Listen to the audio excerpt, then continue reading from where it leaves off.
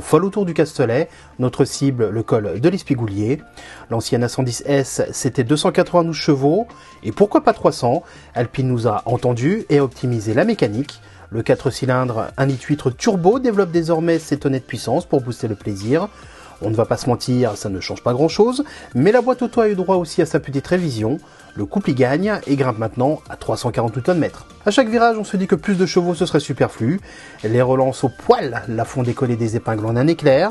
On dose aisément la puissance et les rapports changent à vitesse grand V, comme Esteban Ocon dans sa Formule 1. Surtout, le châssis en alu ultra léger est un régal. Oubliez les gros et lourds disques de frein, la 110S s'épargne ce poids. La chasse au kilo, c'est la clé du comportement hors pair de la bombinette tricolore. Son équilibre fait d'elle une reine sur ses routes. Le sous-virage connaît pas, sur-virage, seulement si on la provoque, ce qu'elle adore, ESP désactivé en mode track. Ce mode track, on compte bien le garder sur circuit.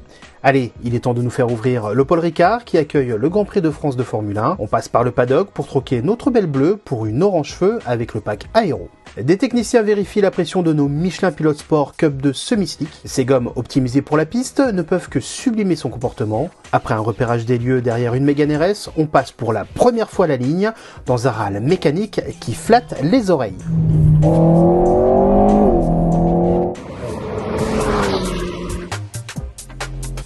Au freinage, les pneus mordent le bitume et la confiance s'installe. Grâce au châssis sport, la rigueur de comportement se voit renforcée pour notre plus grand plaisir. La voiture gagne nettement en efficacité, elle s'enroule autour des points de corde et garde une stabilité impressionnante dans les courbes rapides. Les Michelin semi-slick à bonne température la transforment en vraie pistarde et ça, on en redemande.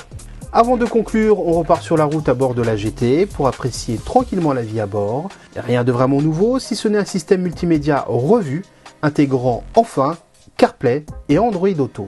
Cette gamme de la 110, on l'adore, elle est relativement accessible à un peu moins de 60 000 € pour, je dirais, l'entrée de gamme à 252 chevaux. Là actuellement, je suis au volant de la GT qui offre finalement un peu le meilleur des deux mondes, c'est-à-dire un châssis qui permet de voyager assez loin dans un assez bon confort. Mais derrière moi, j'ai le moteur de 300 chevaux, finalement comme la S. Il suffit d'appuyer sur la touche sport. Et j'avoue, on est dans un monde qui est finalement assez proche de cette S. Sauf que cette version S, elle a pour elle donc évidemment ce moteur.